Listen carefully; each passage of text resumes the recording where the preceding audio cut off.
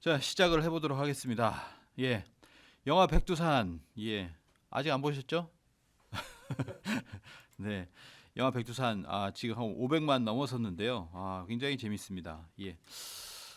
지난번에 말씀드렸지만 살아남기라고 하는 그런 시리즈가 있어요. 이게 한 80여 권이 된다고 하는데, 뭐 아마존 살아남기, 기생충 살아남기, 빙하에서 살아남기, 알레르기에서 살아남기, 바이러스에서 살아남기, 이상 기후에서 살아남기, 뭐 여기에도 이제 화산에서 살아남기가 있을 텐데요. 이 모든 살아남기를 다 알아야 되는 것은 아니지만 우리가 이제 이 백두산 폭발이라고 할 때 우리가 이제 생존 이런 문제 또 재난 대비 문제가 담겨 있다고 하겠습니다. 이 살아남기에 관한 영화들이 이제 생존 영화 또는 재난 대비 영화, 재난 영화라고 할 수가 있는데요. 뭐 대지진, 뭐 영화 투모로우라든지 부산행 같은 뭐 괴질 그런 영화도 다 재난 영화라고 볼 수가 있겠습니다. 그래서 여기 영화에서 보면 항상 나오는 것이 이제 지진이나 화산 같은 경우에는 지질학자가 나와요. 그래서 마동석이 이번에 이제 지질학자인데 처음에 이렇게 나오죠. 3년 전에 경고했는데 경고를 무시하지 않았느냐 이런 이야기가 나옵니다. 자, 이런 영화들이 몇 개가 있죠. 뭐 단테스 피크가 아마 이 화산 영화의 대표적인 영화가 아닌가 생각합니다. 단테스 피크에서 보면은 주인공 지질학자예요. 화산학자인 피어스 브로스넌이 이런 이야기를 합니다. 화산의 폭발 가능성에 대해서 경고를 하고 아무도 그의 경고를 귀담아 듣지 않습니다. 결국에는 화산이 폭발하게 되어서 재난을 겪게 됩니다. 또 이러한 재난에서 보면은 또 우리나라에서는 또 해운대가 있죠. 뭐 화산은 아니지만 이런 재난들이 총체적으로 닥쳐오는 쓰나미가 닥쳐오는데요. 이 대한민국의 쓰나미도 안전지대가 아니라고 수차례 동안 이제 지질학자 여기서 김휘 박사라고 하는데 강조를 합니다. 그런 경고에도 불구하고 재난방지청은 지질학적 통계에서 쓰나미가 한반도를 덮칠 확률은 없다라고 이야기를 하죠. 그래서 초대형 쓰나미가 오는 그런 영화입니다. 이런 것처럼 이제 이런 재난 영화에 보면은 재난을 경고하는 사람이 있어요. 그 예언자가 됐던 또는 이런 지질학자, 과학자가 됐던지 간에 그런 것을 계속 그 예고를 함에도 불구하고 그것을 듣지 않는 또 경제적 이득에 의해서 듣지 않는 그런 사람들이 있습니다. 자, 백두산 우리가 이제 대비를 할 수밖에 없는데요. 백두산은 일단 활화산이다라고 이야기를 합니다. 활화산이라고 하는 것은 최근 근세에 1만 년에서 1만 5천 년 그 사이에 한 번이라도 터졌으면 활화산이죠. 그러니까 화산이라고 하는 것은 지금은 죽어 있다고 해서 지금은 용어 자체가 사라졌는데 사화산이라는 말을 우리가 어렸을 때 배웠습니다. 근데 죽은 화산이다라는 말은 없다라고 합니다. 만년 이후에도 갑자기 이제 뻥 하고 이렇게 터질 수도 있으니까요. 그래서 지금 한라산도 활화산입니다. 17만 년 동안 반복적인 화산 활동으로 이렇게 생성이 되는데 최근 또 뭐 만 년 전 뭐 이럴 때에도 그리고 수천 년 전에도 폭발한 경험이 있다라고 하는 것이죠. 한라산이고요.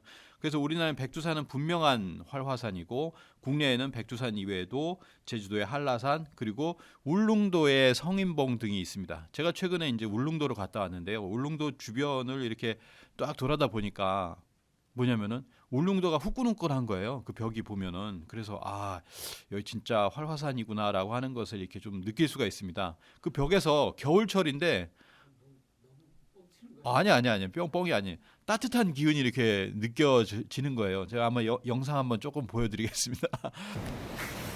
자, 여기는 어디냐면 울릉도입니다. 울릉도에 지금 해안가를 좀 많이 걸어왔는데요. 여기 왜 이렇게 따뜻해요? 보니까 와, 이게 진짜 따뜻한 거예요. 약간 찜질방 느낌 납니다.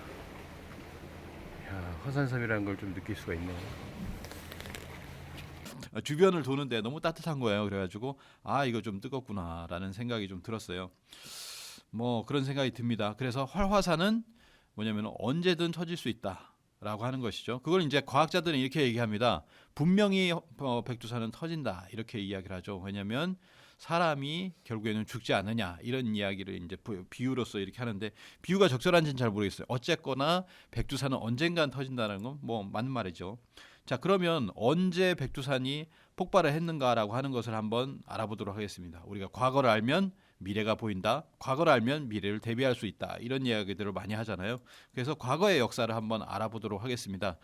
그 역사를 조망하는 데 있어서 최근에는 빅히스토리라는 관점이 각광을 받고 있습니다. 전 우주적 관점에서 어떻게 보면 우주의 탄생, 그리고 지구의 탄생, 인류의 어떤 인간의 탄생, 그리고 그 이후의 역사까지도 전부 다 조명하는 그런 새로운 학문 분과로서 각광을 받고 있죠. 그래서 가끔은 이런 이야기를 합니다. 데이비드 크리스천 호주 맥쿼리 대학 교수는 가끔씩은 가장 높은 곳에 올라가서 전체를 바라볼 필요가 있다. 이것이 바로 빅히스토리가 탄생하게 된 이유다라고 합니다. 우리가 지금 보는 것도 마찬가지입니다. 백두산이라고 하는 그 폭발을 단순히 어느 100년 주기 최근의 주기보다는 전체적으로 관망할 필요가 있다라고 하는 것이죠.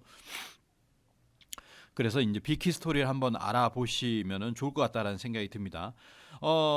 그리고 그 빅히스토리 중에서도 아까 말씀드린 것처럼 패턴과 주기를 아는 것이 중요하다. 고전 천문학의 두 가지 키워드도 이제 패턴과 주기, 또 하나는 다른 말로 리듬이라고 볼 수가 있겠죠. 어떤 뭐 시간의 주기가 있다라는 거예요. 백두산도 마찬가지입니다. 시간의 주기에 따라서 뭐 100년의 주기 또는 몇천 년의 주기로서 폭발을 하더라. 이 주기를 갖다가 간파하는 것이 굉장히 중요합니다. 주기와 또는 패턴 또는 리듬이라는 것이 반드시 있다라고 하는 것이죠. 그것을 알기 위해서 굉장히 인류는 부단한 노력을 했는데요.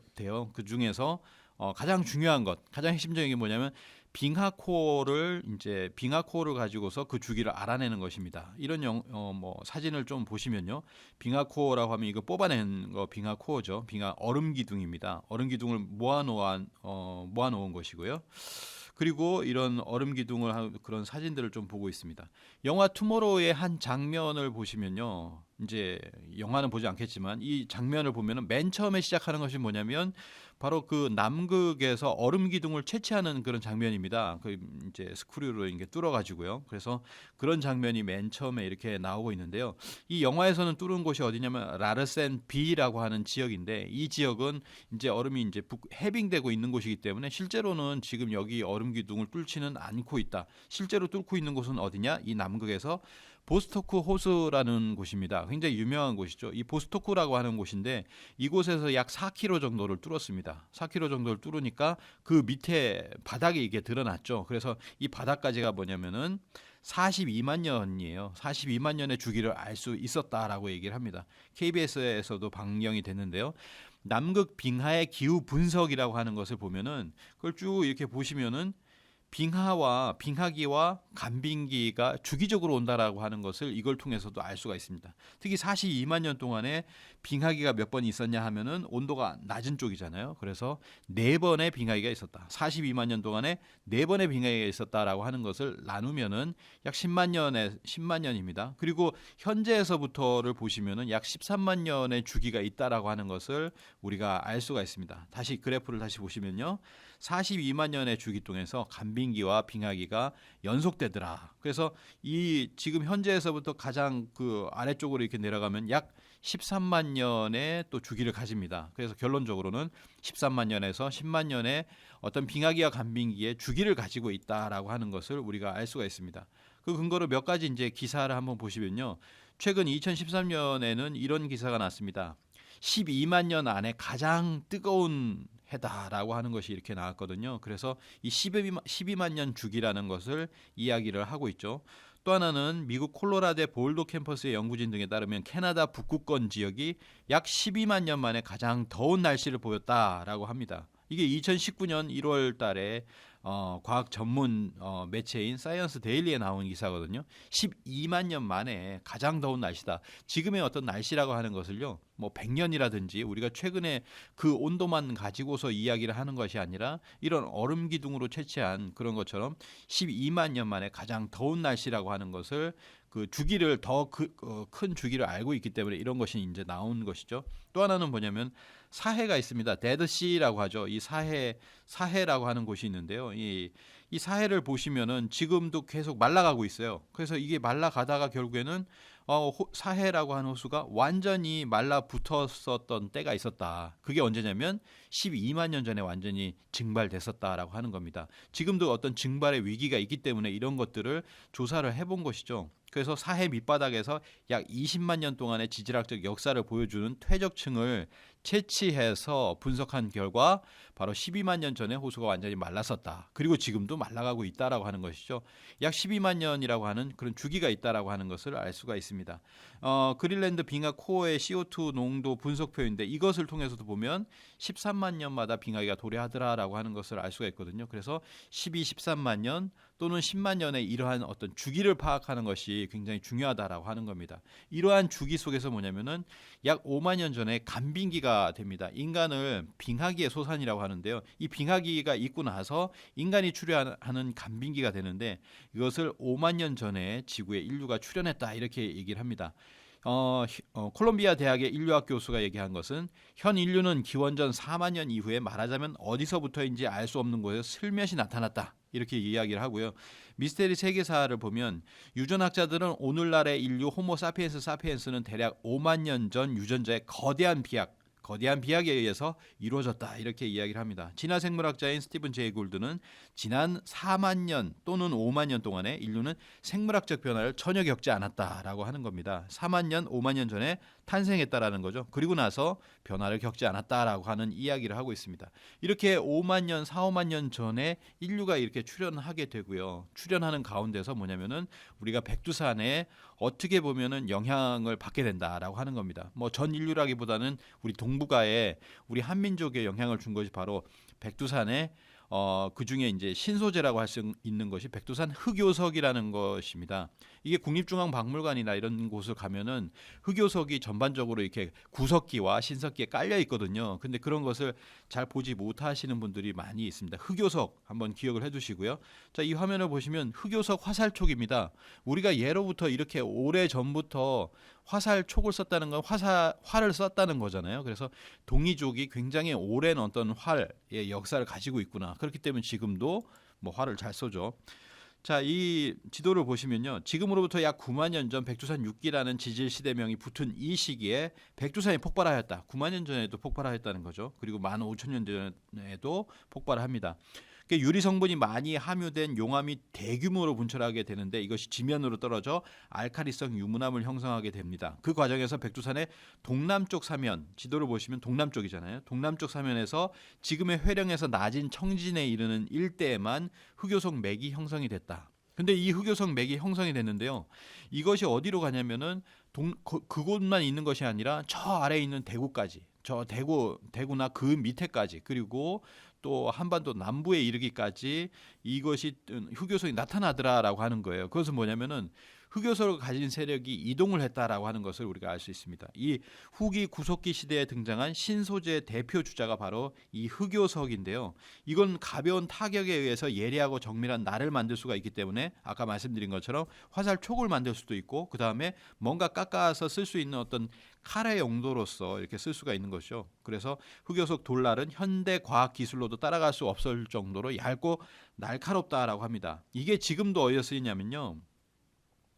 그 수술을 할 때 메스에 이게 흑요석이 있어요. 흑요석의 소재가 이렇게 쓰인다라고 하는 이야기도 있습니다. 그리고 침의 가장 오래된 형태가 바로 돌침인데 흑요석으로 만들어진다라고 합니다. 우리는 이제 침이 여기서부터 시작됐다는 거예요. 근데 이 흑요석이 뭐냐면 백두산이 유일한 흑요석의 산지였었다라고 하는 것이죠. 그래서 이 흑요석이 나타남으로 인해서 이것은 뭐냐면은 그냥 돌만 쓰던 것이 아니라 이 흑요석을 사용을 했기 때문에 1만 년 전에 그리고 1만 년 전후에서 그때 이러한 세력들이 이때 인류 문명을 이렇게 지배하게 된다라고 하는 것을 알 수가 있습니다. 흑요석 루트는 한반도에서 출토 유적수가 110곳이 넘는다. 굉장히 많은 곳에서 지금 출토가 되고 있죠. 구석기 유적은 13개고 나머지는 신석기 유적이다라고 합니다. 단양 홍천 그리고 심지어는 한반도 전라도 장흥에서도 구석기 시대 백두산 흑요석이 나온다라고 하는 것이죠. 시베리아의 알타이 유적에서도 백두산 흑요석 세석기들이 발굴이 되었다라고 합니다. 그래서 홍익희 교수님은 뭐라고 하시냐면 백두산의 흑요석이 수말리에 해당되는 거리로 운반된 것은 고대 한민족의 생활 반경의 광대함을 보여준다. 이렇게까지 또 이야기를 하고 있습니다. 이것은 뭐냐면 백두산이 과거에 만년 전 이전에도 폭발을 했었는데 그러한 영향이 있었다라고 하는 것을 먼저 이제 말씀을 드리는 거예요. 그리고 가장 중요한 이 발해 멸망에 영향을 미친 밀레니엄 대분화에 대해서 한번 알아보도록 하겠습니다. 부산대 지구과학과의 윤성효 교수님, 이 백두산의 연구에서 가장 유명하신 분이죠. 윤성효 교수님이 인류 역사상 기원 후에 가장 큰 폭발력을 기록한 화산이 바로 백두산이다 이렇게 이야기를 하고 있습니다. 지난 5천년간 역사상 최대였던 백두산 폭발. 백두산 폭발은 이제 백운봉기의 폭발이라고 하는데 역사시대 즉 5천년간 세계를 통틀어서 가장 규모가 큰 화산 폭발이었다 이렇게 이야기를 합니다. 우리가 알고 있는 뭐 폼페이 화산, 베수비우스 화산 폭발이라든지 유럽 공항들을 한 달 이상 마비시켰던 2010년의 아이슬란드의 그 화산 폭발보다도 훨씬 더 컸던 것이 바로 이 백두산의 폭발이었다 이렇게 이야기를 하고 있거든요. 근데 우리가 왜 모르냐? 그거는 우리의 국력과 뭐 같다라는 얘기도 하고 있습니다. 화산 학자들은 알고 있는데 그것을 이제 대중들은 전 세계 사람들은 잘 모르고 있다라고 하는 것이죠. 그래서 이 946년에 폭발이 있었는데요. 그린란드의 빙하 코어에서도 이 화산재가 찾아냈다라고 합니다. 그리고 길림성에 보면은 백두산 화산 폭발로 인해 생긴 퇴적층입니다. 두께가 어마어마하죠. 그 두께만 보더라도 백두산 화산이 얼마나 크게 폭발했는지를 알 수가 있습니다.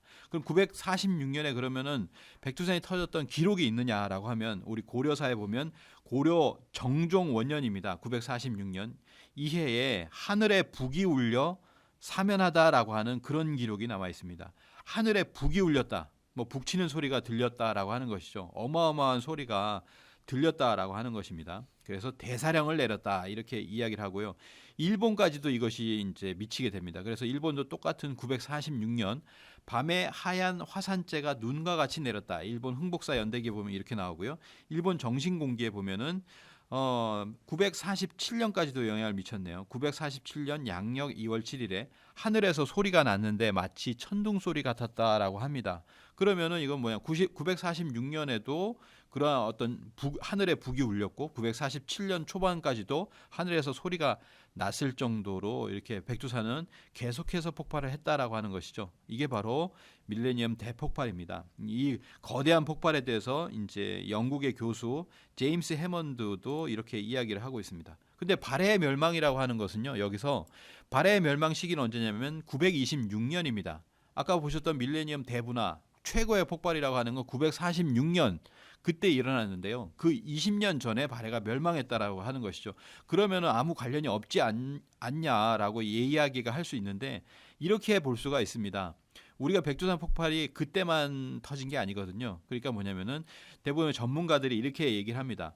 백두산 대분출은 946년에 일어났지만 그 이전에 소규모 분출이 일어났을 가능성이 있다. 그로 인해서 발해가 멸망했을 가능성이 있다라고 이야기를 합니다. 소규모라고 하지만 이것이 뭐냐면 2010년에 일어났던 그 화산보다도 훨씬 크다라고 하는 거예요. 우리가 이 백두산 946년의 대폭발은 너무나 엄청난 폭발이기 때문에 우리가 소폭발이라고 하면 작다고 볼 수가 있겠지만은 그런 것이 아니라 그것도 지금의 어떤 대폭발과 같은 그런 폭발이 있었다라고 이야기를 합니다. 이걸 또 주장하는 사람이 일본 학자가 있어요. 일본 학자가 논문을 썼는데 백두산 화산의 9세기 분화의 발견과 의의라고 합니다. 946년은 10세기잖아요. 그게 아니라 그 이전에 9세기에 백두산 대폭발이 발해 흥망에 영향을 주었다는 그런 어떤 주장을 하게 되거든요. 그리고 이제 926년 이전에 벌써 발해인들이 망명을 하기 시작합니다. 그래서 9월 병신일 발해 장군 신덕이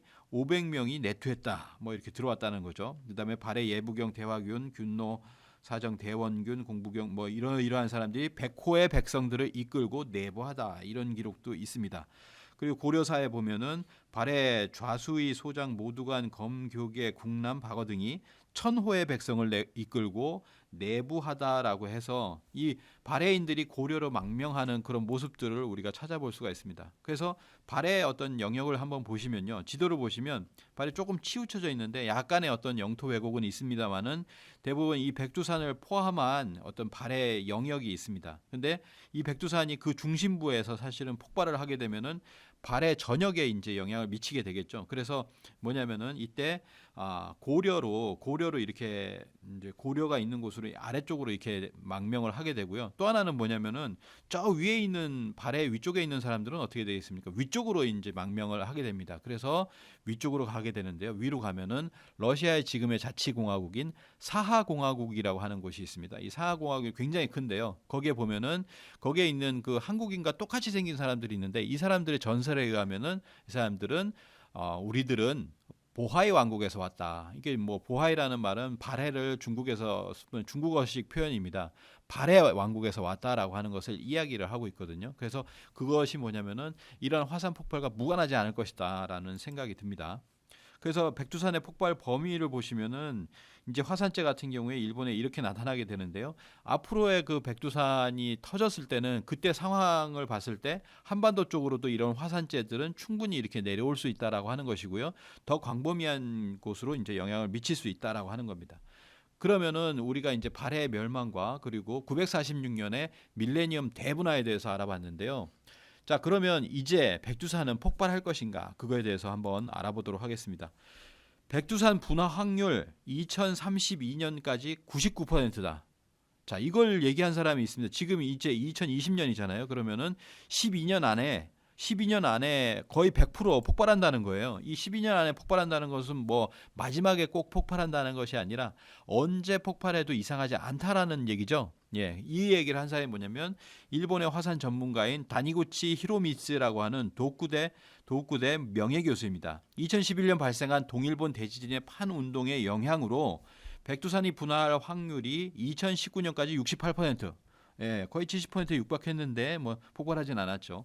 2032년까지 99%라는 연구 결과를 내놓았습니다. 이거는 일본에서 지진이 일어났을 때 화산이 폭발하는 어떤 주기나 이런 것들을 감안해서 이분이 이제 연구를 한 것으로 보이는데요. 거의 뭐 한 12년 안에 폭발한다라는 이야기를 이렇게 하고 있습니다. 게다가 이 자연적인 어떤 발생이나 주기도 있지만 거기다 가해지는 또 하나가 있죠. 그건 뭐냐면 북한의 핵실험입니다. 1차, 2차, 3차 그리고 4차, 5차, 6차까지 2017년에 이제 6차까지 있었는데요. 이런 핵실험들이 계속해서 이루어지고 있기 때문에 이것이 백두산의 영향을 안 줬을 리가 없다라고 하는 것이죠. 그리고 계속해서 뭔가 압력을 주고 있다라고 하는 겁니다. 또 하나는 뭐냐면 7도 이상이 일어났을 때는 이거 백두산에 어떤 큰 자극을 더 줄 수 있다라고 합니다. 핵실험 규모가.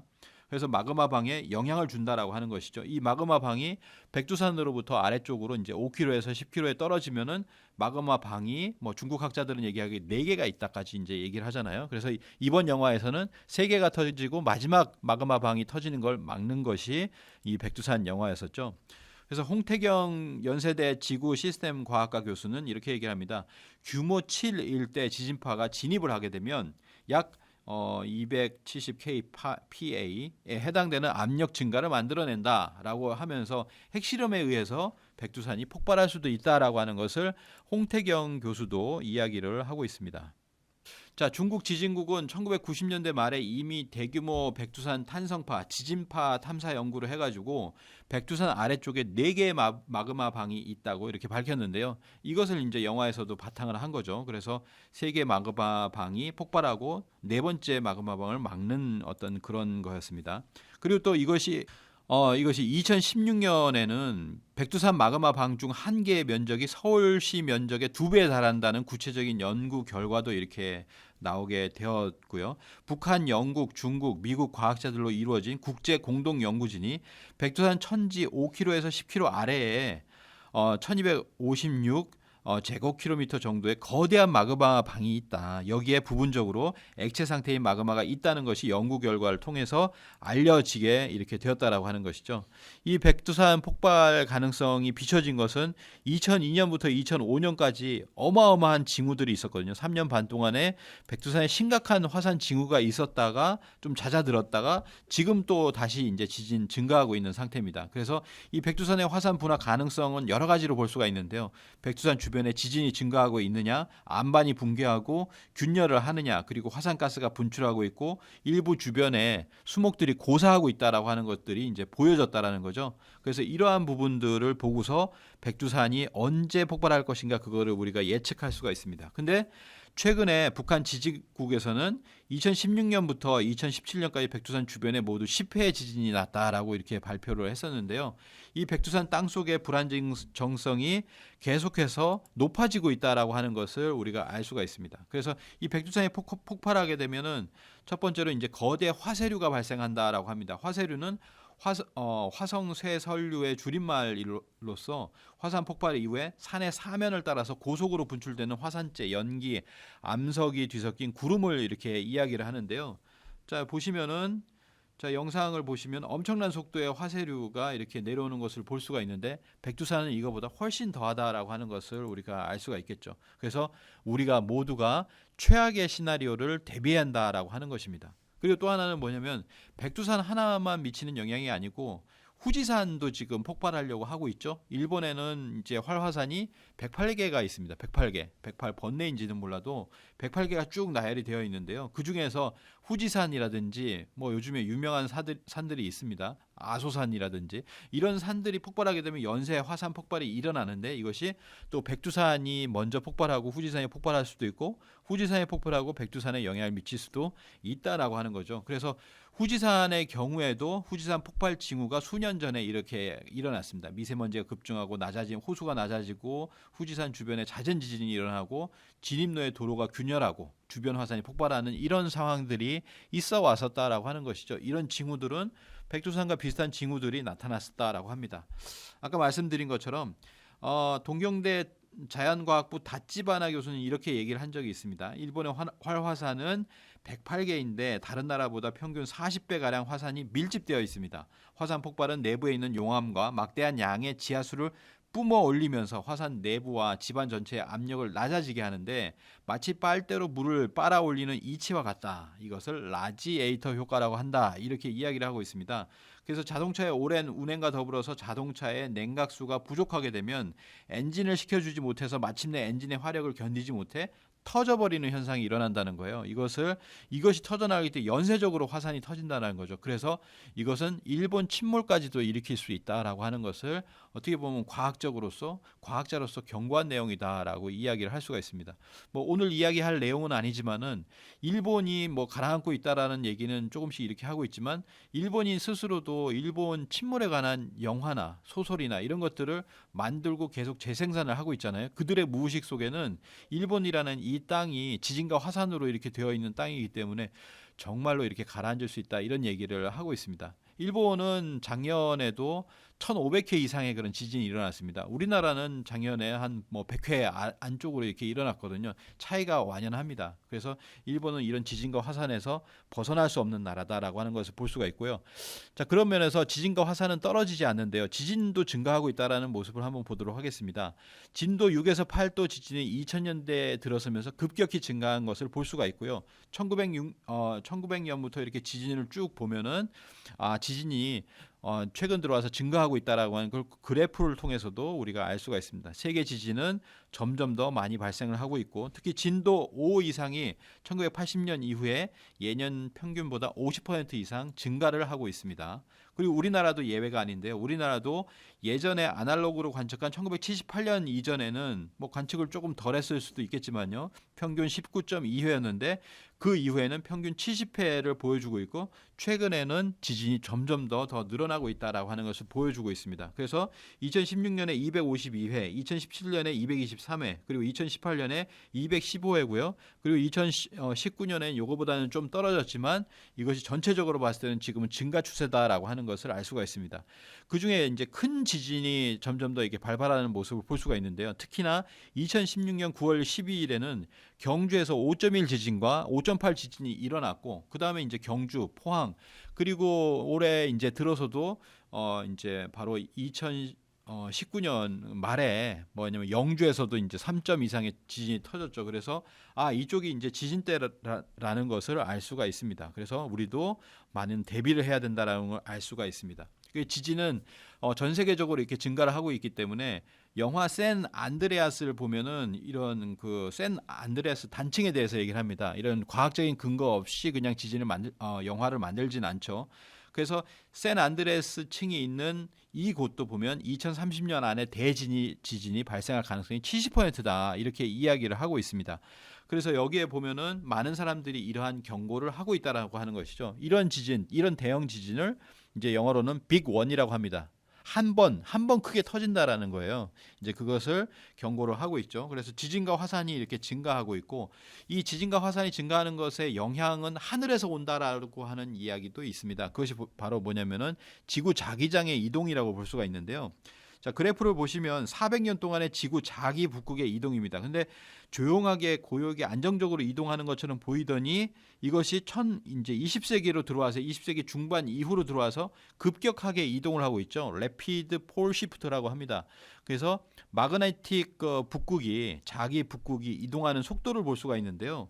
자기 남극은 고요한 반면에 자기 북극만이 이동하는 것을 우리가 볼 수가 있죠. 그래서 자기 북극을 보시면 자, 이 그래프를 보시면요. GIF인데요. 400년 동안에 이렇게 이동을 하고 있어요. 속도도 굉장히 빨라지고 있고 이동이 가속화되어서 뭐냐면 이런 어떤 자기 북극이 이동하는 모습을 볼 수가 있다라고 하는 것이죠. 그리고 최근을 보도록 하겠습니다. 1860년부터 해가지고 1910년까지 40년 동안 이동한 것을 이제 그 50년 동안에 그 이상 2배를 이동을 했어요. 1960년. 그다음에 또 40년 동안에 이동한 것을 10년 동안에 그만큼을 이동을 하게 됩니다. 속도가 굉장히 빠르다는 거죠. 이 자기 북극의 이동 속도가 빨라진 이유는 과학자들도 아직까지 밝혀내지 못하고 있다라고 하는 것입니다. 이런 자기 북극의 속도가 빨라지고요. 그리고 자기장이 세기가 약화되고 있다라고 하는 것을 우리가 지금 알 수가 있습니다. 자, 그러다가 뭐 지구 자기장이 사라질 수도 있다라고 이제 영화에서 이제 이야기를 하는데요. 영화 코어라고 하는 영화입니다. 그 영화를 보시면 지구 자기장이라고 하는 것은 지구로 끊임없이 날아오는 온갖 해로운 방사선과 입자 등 우주 광선으로부터 지구를 보호하는 역할을 하게 되는데 지구 자기장이 없어져 버리면 인간을 비롯한 지구의 생명체가 전부 다 피폭되는 것과 같이 피해를 입어서 생존할 수 없게 되는 그런 상황을 그려놓고 있는 것이 영화 코어입니다. 지구 자기장이 사라지진 않겠지만 지금 지구 자기장이 약화되고 있고 지구 자기 북극이 급속히 이동하고 있고 그다음에 지구 자기장 N극과 S극이 전복될 수 있는 그러한 어떤 가능성을 보여주고 있다라고 하는 것이 지금이라는 거죠. 그리고 남북극이 급속하게 해빙이 되고 있습니다. 북극의 온난화가 다른 지역보다 훨씬 빠르게 이렇게 진행 중에 있고요. 빙하 전문가들도 2030년 안에 북극의 얼음이 전부 사라질 것이다. 이젠 늦었다. 까지도 이야기를 하고 있다라는 거죠. 이게 지진이 빅원이 오는 거랑 거의 비슷하게 이야기를 하고 있습니다.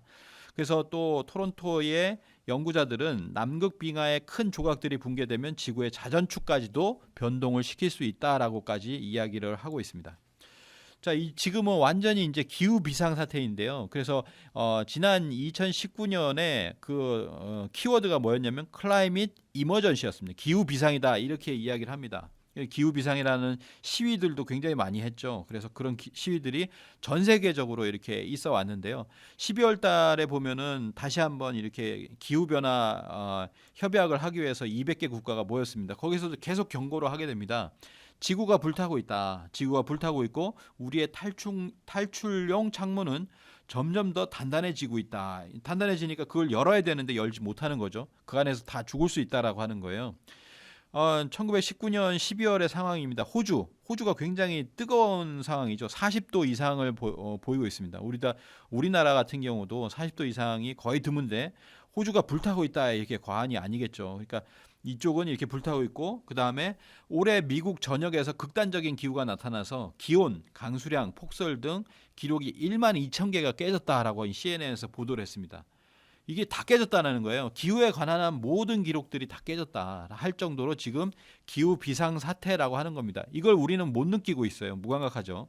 그래서 기후의 티핑 포인트가 왔다라는 얘기를 합니다. 티핑 포인트는 툭 건드리면 그냥 끝난다는 거예요. 그 골프를 칠 때 보면 이게 이 그림에서 보듯이 툭 건드리면 그냥 지구가 저 구멍 속으로 들어가는 것처럼요.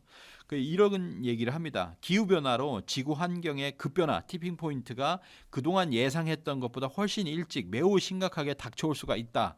티핑 포인트가 이미 코앞에 닥쳤을 수 있다라고 국제 공동 연구팀이 이렇게 이야기를 하고 있죠. 세계는 이미 일련의 변화 지점을 넘어섰으리라는 것이 과학자들의 그런 경고들이 나오고 있다. 현 위협은 문명에 대한 실질적인 위협이다. 우리는 행성 비상사태에 있다. 가디언지에서 이렇게 이야기를 합니다. 그래서 그러한 어떤 징후들로서 기후 시스템이 지금 비상사태에 있다라고 하는 것을 9가지로 보여주고 있어요. 아마존 열대 우림, 북극해 얼음이 녹고 있고 대서양 순환, 대림, 산호초, 그린랜드 빙상, 영구 동토 녹는 것, 서남극 빙상이 녹는 것, 남극 대륙의 일부가 녹는 것. 이러한 것들이 전부 다 징후로서 보여주고 있다라고 하는 겁니다. 이제는 뭐냐면 청소년들도 나서고 있죠. 청소년이 중심이 돼서 나서고 있습니다. 미국 타임지의 최연소 올해의 인물이 16세 환경운동가 그레타 툰베리예요. 그래서 이를 기점으로 해가지고 이러한 기후변화 시위가 전 세계적으로 400만 명이 집결했다라고 하는 것이죠. 아까 말씀드린 25차 유엔 기후변화 협약 당사국 총회가 12월에 열렸었는데 합의가 없었습니다. 무합의로 종결이 되었다라고 큰 합의가 없었다라고 하는 거예요. 지금 이제 온실가스 규제를 해도 저기 되는 판에 지금은 무합의다. 그러니까 티핑 포인트를 넘어섰다. 이미 넘어섰다라는 이야기를 하고 있다라는 거죠. 근데 이런 와중에 미국은 파리 협약이 미국에 불공정하다며 탈퇴를 선언했었고 3년이 지났어요. 탈퇴를 선언한 지 3년이 지나서 이제는 탈퇴를 완전히 유엔에 통보하게 되었다라고 합니다. 미국 같은 나라가 영향을 미치는 굉장히 크잖아요. 근데 미국도 안 하는데 다른 나라들이 하겠습니까? 라고 하는 것이죠. 그래서 마지막으로 결론을 보면요. 자, 백두산이 폭발할 것인가 라고 하는 것은 뭐냐면은 단순히 하나의 어떤 화산이 폭발한다는 의미보다는 전 지구적으로 이 화산이 폭발하게끔 되어 가고 있는 어떤 전 지구적인 어떤 징후가 무엇인가라고 하는 것을 같이 살펴봐야 된다라고 생각을 합니다. 화산, 그리고 지진, 아까 말씀드린 자기장, 그 다음에 어떤 기후변화라고 하는 것이 무관하지 않게 서로가 연쇄적인 어떤 작용을 하고 있다. 그 원인을 정확하게 알아야 된다라고 하는 것이죠. 그 중에 하나가 뭐냐면 이 기후변화에 대해서 나사 홈페이지를 가보시면요. 자, 이런 그래프를 쓰고 있어요. 그래프를 보시면 아시겠지만 그래프는 한 80만 년 정도의 어떤 기후변화를 보여주고 있습니다. 이런 장기적인 어떤 기후변화를 보여주고 있는데요. 기후변화, how do we know? 우리가 어떻게 얼마나 이걸 알 것이냐라고 하는 것이죠. 그래서 보시면은 기후변화에 주기가 있다라고 하는 것을 사실 이 그래프에서는 기본적으로 알 수가 있습니다. 얼음 기둥을 통해서요. 얼음 기둥을 통해서 그걸 보니까 또는 여러 가지 어떤 기층 그런 것들을 연구를 해보니까 80만 년 사이에 계속해서 빙하기와 간빙기가 된다라는 것을 포함을 하고 있죠. 그러면서 현재는 그걸 넘어섰다. 지금까지의 그것보다도 더 넘어섰다라고 하는 것을 보여주고 있는데요. 이 나사의 홈페이지를 가보시면 지금은 80만 년을 얘기하는데요. 바로 직전에 제가 이제 들어가서 캡처를 했을 때는 42만 년을 보여주고 있었습니다. 아까 말씀드렸던 남극의 보스토크 기지의 얼음 기둥을 뚫어서 만든 것이 바로 그 4km를 뚫었던 것이 42만 년을 갖다가 기록을 하고 있었는데요. 이 42만 년이나 80년이나 느려도 똑같이 이 속에는 뭐가 있냐면은 주기가 있어요. 리듬이 있습니다.